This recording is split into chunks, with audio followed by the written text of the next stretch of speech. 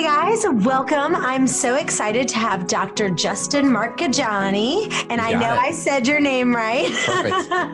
And we're going to be talking about the pros and cons of intermittent fasting. So welcome, Dr. Justin. Tell us a little bit about you. Hey, Chantel, thanks so much for having me back on the summit. So I'm a functional medicine doctor out of Austin, Texas. I see patients all over the world. It's really fun. I see anywhere from hormonal issues to thyroid problems to gut issues or autoimmune conditions. And I see patients virtually all over the world. And we order labs. We come up with comprehensive, root cause perspective on what's happening. And we try to get to the root issue of what's driving the person's health and how to get them better. Awesome. Well, tell us a little bit about what do you think are the pros? We'll start with all the pros of intermittent fasting. Well, intermittent fasting, first, what is it? It's ideally you compressing that feeding window during the day, right? So the big ones are like a 16/8 or an 18/6. The bigger number is the amount of time you're fasting, you're not eating. And the smaller number is the amount of time that you're eating. So usually starting off, if someone's trying to get into intermittent fasting, I recommend with a 16/8 because it gives you 8 hours to get enough food in the day. And by food, I'm talking nutrients, right? People think about calories. I'm thinking about nutrients, B vitamins, amino acids, fat soluble vitamins, A, D, E, K, etc. So I like an 18 or a 16/8 to start because that at least allows you to eat between 12 and 8. All right. And usually it's pretty easy to get enough nutrition with 2 to 3 meals. Once you go 2 or less, it becomes really, really hard. So the biggest pro obviously is going to be cellular autophagy, which is basically your body recycling proteins, which is really good. It's like taking out the trash in your body, so to speak. So you have your immune cells kind of go in and start scavenging stuff, which is really helpful. Number 2 is you're increasing your insulin sensitivity. So every time you eat, you're spitting out a little bit of insulin. Now, if you're ketogenic and you're primarily eating fat and getting more carbs from vegetables and having moderate protein, you'll be making less insulin than if you have, let's say, a whole bunch of carbohydrates, right? And there's a spectrum in between there. So one of the best things is you're going to increase insulin sensitivity. So the more insulin sensitive you are, the less insulin you need. The less insulin you need means the less fat you are storing, right? And then mTOR is one of those things as well. mTOR is affected. It's kind of mTOR and cellular autophagy kind of go together, which these have various anti-aging effects. These effects like the sirtuin pathways, which have a lot of really good anti-aging benefits, increasing telomere length, all those good things. I'd say the fourth thing would be a lot of people have a lot of food allergens. And they're stressing their body out with the food they're consuming every day. And so by just giving your body a 16-hour break of the inflammatory foods they may be eating helps reduce inflammation in the gut. And that can take a lot of stress off your hormones, your adrenals, your gut lining, leaky gut, all of that. But again, those are kind of the 4, and then we can kind of customize those accordingly. Okay, so let's talk about insulin resistance. What are some of the reasons why, like let's say somebody is doing well, they're doing fine, then all of a sudden now, how do they know? Like, what are some of the signs that they go, okay, now all of a sudden I feel like my body is insulin resistant? Like, is there blood tests for them to take? How would they even know that they're having problems? Knowing, because basically what happens is when the cells in your muscles, your body fat and your liver start resisting or ignoring the signals that the hormone insulin is trying to send out. So how does someone know that they're insulin resistant? Yeah. So what is insulin resistance? It's your cells essentially getting numb to insulin. Why is insulin being pushed out at a higher level? Usually it's too much carbohydrate, refined sugar, processed sugar. Activity is one thing that comes in there because the more activity or lifting or the more muscle you have, the more carbohydrates you can consume. So if muscle and exercise drops, now your carbohydrate tolerance drops. So then now if you're over consuming carbs, now you're pushing out insulin. And that's the equivalent if you're being a kid and you're kind of ringing your neighbor's doorbell and running out to the street, and then they open the door and you're kind of laughing behind the tree, and then you do it again. Eventually they stop opening the door. Well, that's what happens to your cell. Insulin's ringing the doorbell. right? And your neighbor's opening up, and then it's saying, screw this, we're not going to let insulin and glucose in. So then your glucose starts going up in your bloodstream because it's in your bloodstream. And then your body has to make more and more insulin because insulin's ringing the doorbell to get that blood sugar out of the bloodstream into the cell. Does that make sense? And so if we're constantly spitting out lots of insulin, that glucose is going to go into the cell, and it's going to get stored first as muscle glycogen. So the more muscle mass you have, the more that can be stored as glycogen. It's going to get burnt up for energy if we're doing something, but if we're not doing something, then it's going to go to glycogen first, and it goes to fat second. And so the benefit of exercise or having more muscle, it gives you more of a bigger sponge to soak it up. Now, objectively, if you have starting to notice more weight gain, that's a good sign of insulin resistance.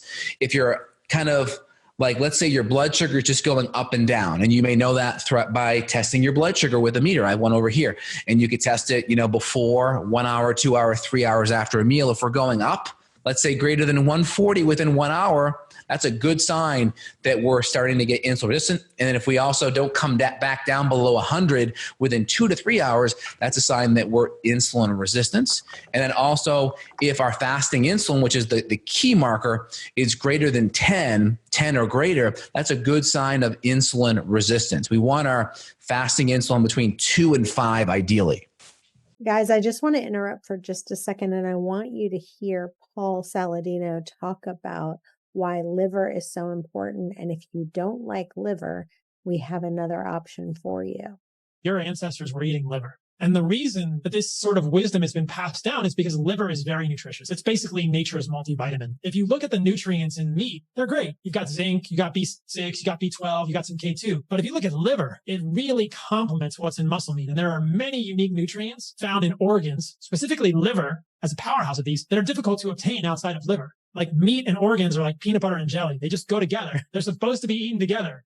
The easiest way to eat liver is just to do it raw. If you don't want to eat liver raw, you can cook it. But the reason that I like to do it raw is because there are unique nutrients in liver that are probably somewhat degraded when you cook the liver. This really is like the most nutrient-rich supplements that you can find, and they are amazing. I have tried them. I absolutely love them. So just go to heartandsoil.co, use the coupon code, and save you some money there.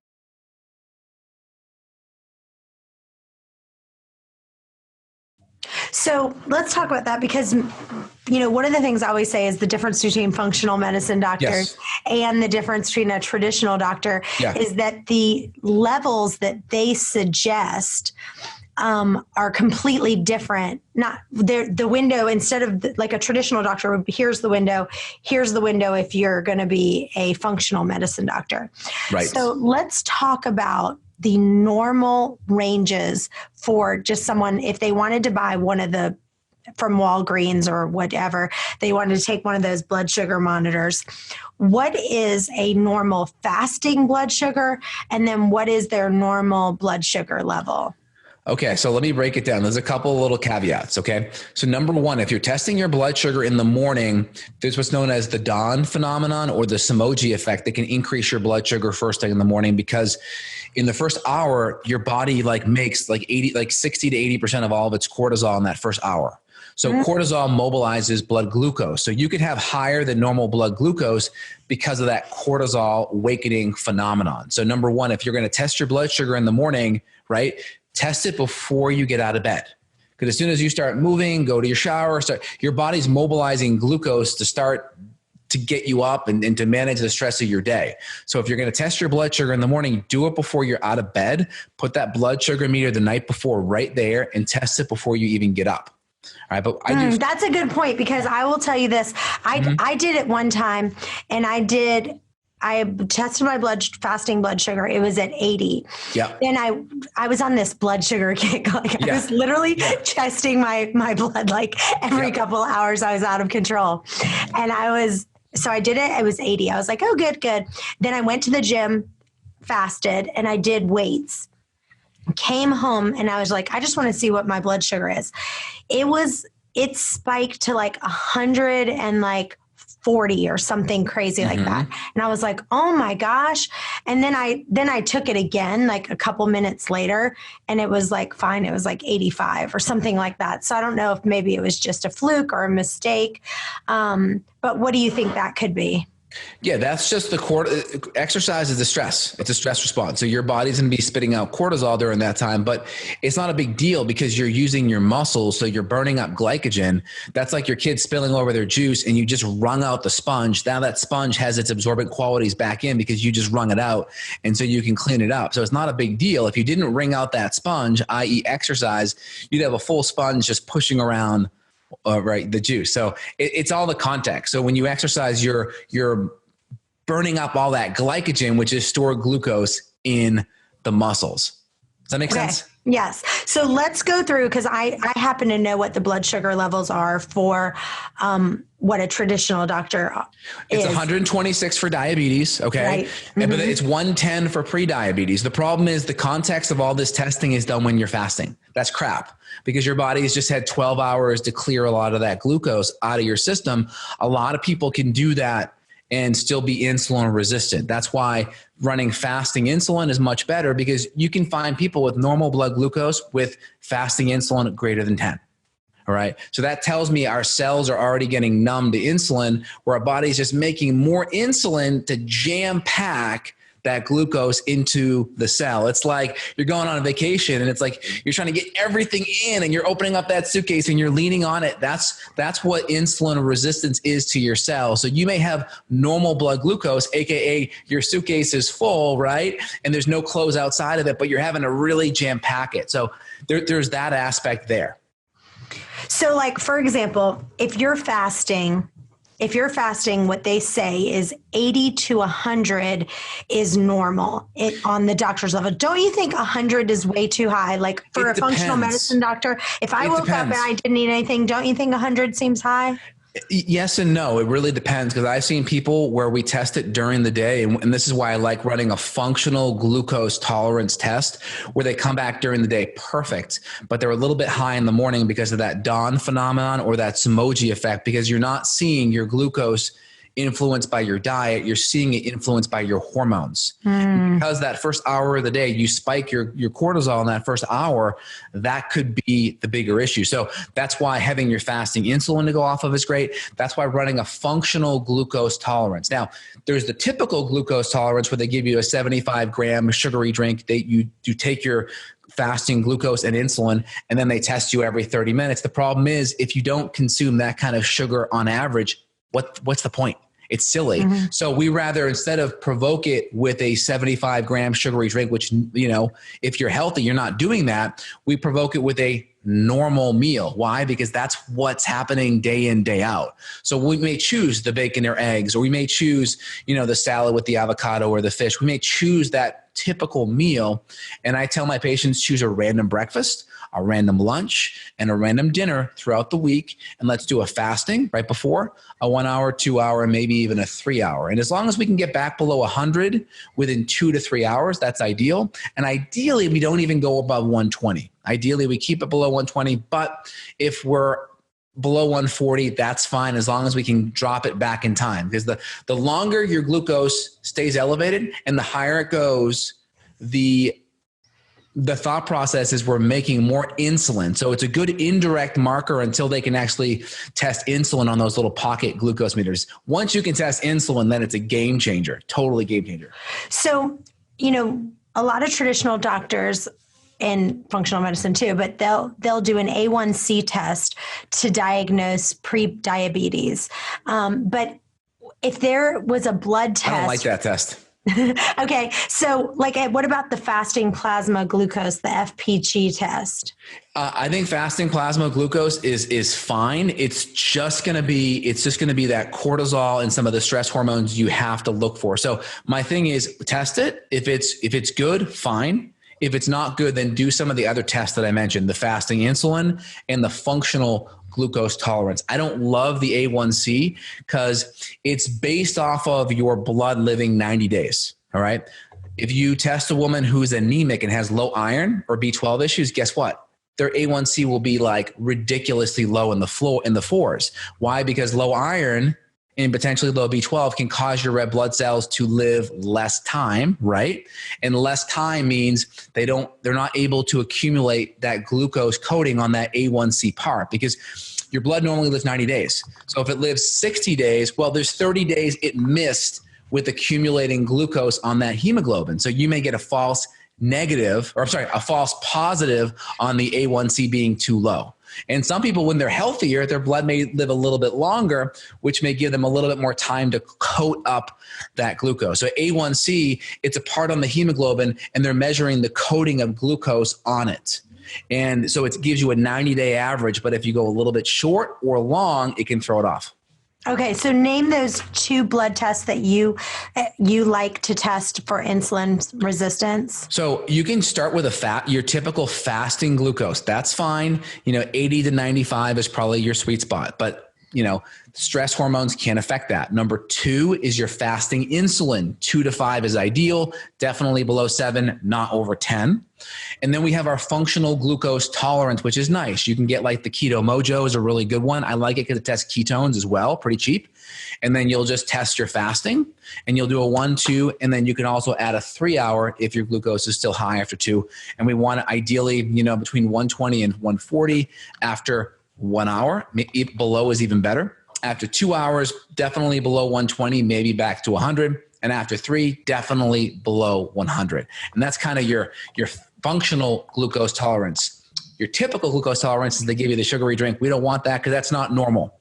And then after that, there are other markers you could do like C-peptide, which gives you a window of insulin over secretion. You could also do things like fructosamine, which gives you more of a 10-day window into your blood sugar, where A1C is more of a 90-day window. Still run A1C. I don't have a problem with it, but it could give you a false negative or false positive on one side or the other. And that's where having these backup tests to go to is super helpful. So that is really interesting about the low iron and low B12 that could affect it. So let's talk about what are some of the root causes of the low iron and low B12. And for those people, do you recommend fasting, or do you think that if you have low iron and low B12, is there anything that you should do to modify that fasting window? Yeah, so it's really important to look at the root causes. There's 3 root causes. I'll let you know in 1 second. But the 2 things I want to highlight is exercise is a stressor on the body. So is fasting, right? It's a eustress. So the question is that person's stress bucket already full enough where that fasting will tip that bucket over and create symptoms? Will that exercise tip the bucket over and create symptoms? So that's where you really need a good functional medicine person to kind of look at it and see if you can handle it. Now, how do you know if exercise is an issue? Well, you feel tired after it. You feel excessively sore. You emotionally can't repeat the exercise again a half hour later, emotionally, because you feel so depleted, or that next morning you feel hit by a bus, or people that are incredibly shaky in between meals and jittery and anxious and tired and fatigued and brain fog. These are people where it may not be the right time yet. So I always work on building that foundation, diet, lifestyle, sleep, and then I work on the hormones, the gut. I work on making sure thyroid, infections, detox, all those things are lined up over a 3 to 6 month period. And as patients get better, then we look at adding some of those good use stressors in there so we can therapeutically, get those benefits. But to answer your question before about the iron, 3 major causes for women. Number 1, vegan, vegetarian diet, no animal sources of iron. Heme iron is the best source to increase your iron. So spinach, those kind of things won't really get the job done. Number 2 is estrogen dominance. Estrogen dominance, typically excessive menstruation. So heavy bleeding. What's heavy bleeding? More than 4 tampons a day, typically 2 days plus, is going to be a good sign that you're bleeding heavily. And the next one would be gut issues. So either low hydrochloric acid and enzymes where you're not breaking down and ionizing the iron, or an absorption thing where you're not absorbing it because of the gut being so inflamed and irritated, maybe infections that are present. Those are the big 3 that are there. I don't know about you guys, but I am stressed. And if you're feeling overwhelmed this holiday season, then I get it. With all the family get-togethers, it is just a relentless source of stress. But anyway, there is something that I've got called Stress Guardian, and it's actually made by Bioptimizers, the people who make the magnesium breakthrough, which I love, love, love. But anyway, they are literally made this new product. It has 14 adaptogenic herbs, and it just regulates your stress. I just actually took some right this second, and it's awesome. If you go to stressguardian.com/wasteaway and put in waste away for 10% off your first order, it's stressguardian.com/wasteaway. Go there now. So let's talk about the gut ones for just a second. What do you like? Is fasting going to help with that? Let's pretend that somebody, that was one of their issues. They had low iron. It was mostly coming in from the gut. Expand on those two reasons and what's going on there. Fasting can be very helpful if the person's hormones and blood sugar is relatively stable and strong. Then it can be helpful because there may be a lot of food allergens coming in. And by compressing that feeding window, usually when people eat less, they have to be more cognizant of what they eat. You can't just like eat some random stuff. It's got to be very nutrient dense. So usually people that are fasting, they're now more focused when they do eat. It's got to be a really good nutrient dense, anti-inflammatory, low toxin meal. So they're more cognizant. Number two, they give their body that 16 to 18 hour window of not having food hitting that gut lining and having all that digestion happening. So that's the major reason why someone sees a big benefit from fasting, is usually just that awareness on food. It changes. And then also that break from the digestive system. 16 to 18 hours, usually a nice break. And then you said the other reason was that they might not have enough stomach acid in their stomach. So they're not, getting the nutrients from their food. Expand on that. Yeah. So that's one of the major reasons why people have food allergens to begin with. Healthy food, even good food, not digested properly, puts stress on your digestive tract. Bigger undigested foods, the immune system sees those things and is more likely to create antibodies and attack them. And of course, with autoimmunity and leaky gut, you get foods kind of passing into the bloodstream through the gut lining, through the tight junctions, which can create immune stress. And then you have molecular mimicry, where the surface proteins on those foods look similar to your thyroid or your pancreas or the myelin sheath on your nervous system.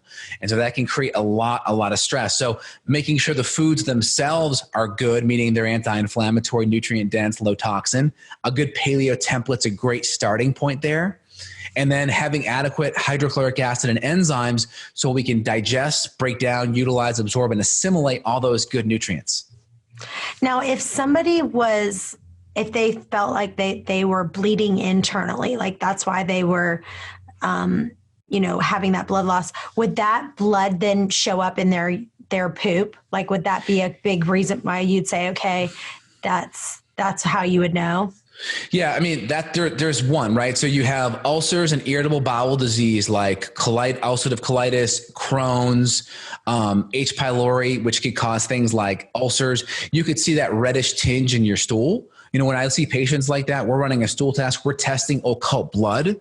We may even run a reticulocyte count to see if reticulocytes are high, which are young, immature red blood cells. So the more you lose blood, you have to compensate by bringing more blood in, and you have to see more young blood cells. So you see high reticulocytes, and then the next step would be doing a scope. So I always rule out the non-invasive test because, putting a scope inside of you, it's stressful on the body and it can disrupt things. So we always do the low-hanging fruit unless we just see like super low CBC count, like red blood cells, everything. But those kind of people are typically going to their primary doctor, the ER, their gastro, and they're getting that ruled out first most of the time. But if I see them, those are the things I'm testing right away so we can send them out if we need. Awesome. But if you see blood in your stool, that's a no-brainer, right? Yeah. But there are a lot of people though, they know they have an autoimmune condition and they ate the wrong thing and they're flaring. So it's always context, right? So I see patients that have ulcerative colitis, they eat the smallest bit of gluten, they're like flaring for days. And it's tough, where someone may be a little gluten sensitive and they may never get to that level of inflammation. So let's talk about one of the cons to fasting, and that is people being cold. So one of the questions I know people send me all the time on the podcast is they're like, I'm doing great on the fast. I'm losing weight. This is the benefit. That's the benefit, but I'm freezing cold all the time. Can you talk about that? Why when someone's fasting, are they getting cold? So number one, I always kind of check off their hormonal system before I tell patients do this. So I'm already looking at their thyroid levels. I'm looking at their TSH, which is the conventional level for your thyroid. That's like your brain hormone, but everyone thinks it's your thyroid. Then there's T4, which is your inactive thyroid hormone. And there's T3, which is your active thyroid hormone. So we were looking at TSH, we're looking at T4 free and total, T3 free and total. And we're also running thyroid antibodies too, because there could be an autoimmune condition happening. So I'm going to look and see where their thyroid hormones are before they even go into it. Because if they're on the fence or borderline low, that stress of fasting could be enough to push them over. Number one. Number two, they may not be getting enough calories.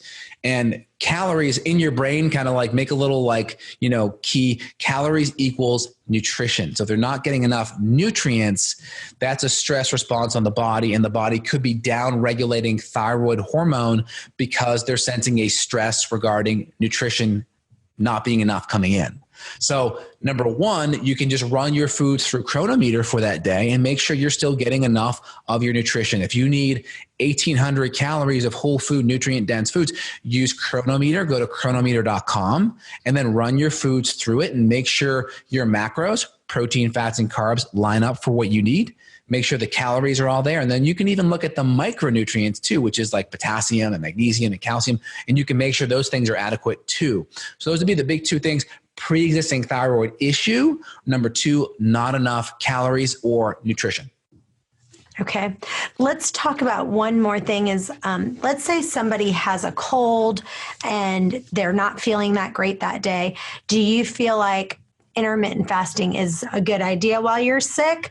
Or do you feel like it's not? We've had a lot of people who've said that when they're doing it, well, number one, when you're not feeling good, it kind of feels like your body is pretty clever by reducing the urge to eat when you don't feel but what is your thoughts on that?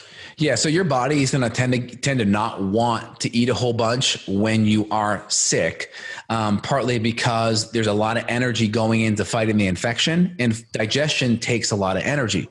So there's that, number one. Number two is doing like your old chicken soup, so to speak, not chicken noodle, but like your chicken soup, maybe cut up some celery and carrots in there so you get adequate potassium. And then if you're really feeling nauseous, not hungry, you can at least sip the broth. So you're getting potassium and magnesium from the minerals. And then if you have the bones in there, you're getting all those minerals too. And you're getting all the collagen from the bones, which is helpful because your immune system, antibodies are made from protein. So getting some protein in is helpful. So if we can modify how we're cooking it so it's easy to access, that's phenomenal. But I do think you're going to see a caloric deficit happen when you do get sick because of the energy that goes into digestion. So getting an Instapot or a crock pot and making that chicken soup with some carrots and celery is phenomenal. Did you know that you can get all 4 of the books that I wrote, Waste Away, Fasting to Freedom, One Meal into Tasting, and Freedom from Food? You can buy all 4 books and get the ebook for free. Go right now to chantelrayway.com, or you can go to Amazon. Also, I just wrote a brand new book called How to Delegate Everything But Sex. If you are stressed out and are tired of doing everything on your own, go check out Delegate Everything But Sex. And there's all kinds of freebies on the site. Awesome.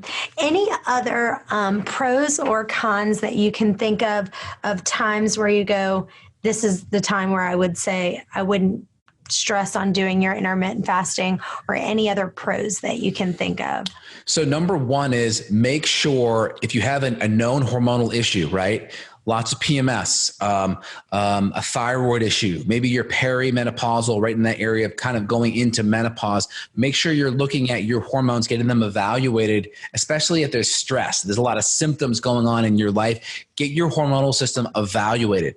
Do inventory of how you do with exercise. Are you the kind of person that feels great after exercise, or do you feel depleted, run down? Do you feel like you're hit by a bus the next day? Do inventory of all those things. How are you sleeping? Do you really get hungry very frequently after meals? You got to do inventory of all those kind of criteria, because that will tell you if you're going to be a good candidate or not. And if you're not, it's okay. You just got to work with someone to build up your hormonal system, get your body transition to be more of a fat burner, because when you intermittent fast, you're really forcing your body to be more of a fat burner. So if you're not already in that category yet, maybe going keto for a few months, or kind of an in-between version of a keto paleo, maybe a good first start, and then working on the hormonal things until you get ready after. All right, let's talk about one more topic, and that is mold in your gut. That I had just recently learned about that you can have mold in your gut. Explain what that is and how can fasting help that? Well, you have fungus, right? Kind of mold's a type of fungus. Your most common fungus that you're going to get in your gut's going to be like your candida type of fungus. And candida is going to happen from antibiotics. It's going to happen from sugar consumption. It's going to happen from stress, poor digestion. Those type of things are going to be the big reason why we have candida fungus. Now we have mold, environmental types of mold like aspergillus or black mold, which are going to happen from excess of moisture or water in the environment. The number one cause is like a water leak unaddressed, or you have a very humid environment in your house and you just have mold growing because the humidity is so high, water's not evaporating, right? If you have water that sits there for more than 2 days, you're going to start to grow mold, and you can get various mycophenolic compounds, aspergillus compounds, ochratoxin. There's lots of biotoxins or mold toxins that can come out from the mold, and they can be stressful on your gut. They can be stressful on your digestion, and they just put another big stressor in that stress bucket. And if your stress bucket's already messed up, now it's going to be hard to do other things like, intermittent fast, which could be a beneficial thing. So I see a lot of people that are sick. That's a big issue. So number one, test your house. I do a lot of the plate testing through Immunolytic Labs. It's a great way to start because it's pretty cost effective. Get your house tested. You may even want to get your own body tested. We'll run a GPL mycotox screen to see where you're at. And then we'll even do a kind of a couple of days of a glutathione push, because some people, their body's having a hard time mobilizing and pushing out the mold toxin. So we'll do a couple of days of glutathione ahead of time to really make sure we can push it out. So if it's there, we'll be able to see it in the urine. So we'll test it 2 ways. Now, the easy free way too is get out of your house for a week, right? If you got out of your house, do you feel better, right? Because if you're in a real moldy house and you can get out, go for a walk for the day, get out, go on vacation for a week, do you feel better? That's a good sign too. If you're consistently out of your house and you feel better, that's a good sign there could be mold issues going on.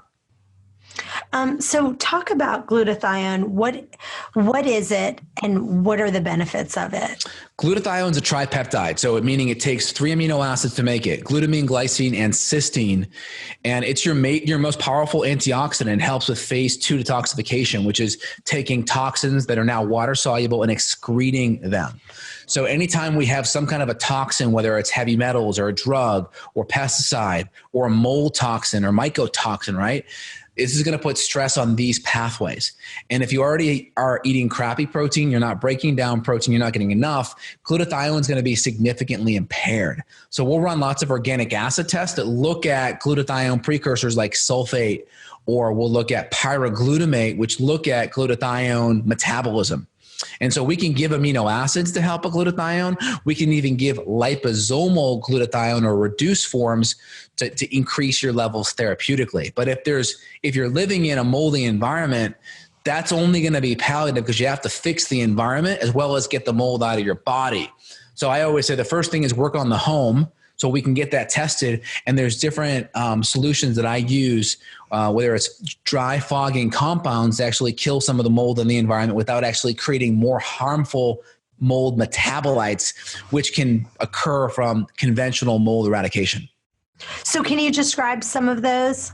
What are some things? Like if someone thinks I think I have mold in my house, what would you suggest they do? Well, first off, get it tested. Do some of the plate testing, because that's pretty affordable and cost effective. Don't go see the conventional mold people. You can see them to remove it. They do a good job. They use things like corncrobium, which can create some of these secondary metabolites that can make people more sick. So typically they're always going to take the area, right? And they're going to put it in a negative pressure containment. So that will prevent, like if they're cutting out drywall, that'll prevent all the mold particles from spreading out throughout the house. So you need it to be done in a negative air containment, right? If the drywall is wet and you see it being moldy, well, what's the cause, right? Is there a leaky roof? So get the cause fixed, cut out the area, and then typically we're going to be treating 20% hydrogen peroxide topically on that area to kill it, all in negative air containment. And then we'll do a dry fog or a dry mist throughout the house, which is we use a biobalance solution, which is a whole bunch of citrus extracts, lime, grapefruit, tangerine. And that's very helpful at killing it without creating all of these dangerous mold metabolites. And some people, there isn't an acute leak. It could just be your humidity in your home's really high. If you have chronic humidity, 55% and above, you're going to have mold in your home without a leak. That's why people go to their basements and they're like, what's that smell? Because most people's basements are at 65% plus with humidity. And so that's why I have a whole house dehumidifier in my whole house that keeps the humidity down below, 45% all the time. At least 50 or below, you're pretty darn good. Love it. Well, tell people you're amazing. Tell people where they can find you and where they can follow you. Yeah, absolutely. Head over to justinhealth.com. That's probably the best place. I have a YouTube channel there and a podcast there. And that's kind of the best place to hook up. And if they want to see me as a patient, I'm also available there via consultation anywhere in the world. And then just the mold topic, you touched upon it briefly. It's a very overwhelming topic. People feel like they're stuck having to spend hundreds of thousands of dollars on it. It does not have to be that expensive. It can be pretty cost effective. So at my podcast, I have 2 podcasts on this topic where I interview 2 experts on it. So if you're in this kind of like feeling overwhelmed, check out those 2 podcasts. Awesome. Excellent. Well, you always teach me something new. I feel like I know so much about a topic and somehow you'll always bring your A game and something new. So thank you so much for being with us. You're doing an amazing job of really taking people's health to the next level. Thanks so much, Chantel. I really appreciate being a part of the summit. And you guys stay right there because we've got another episode coming right up.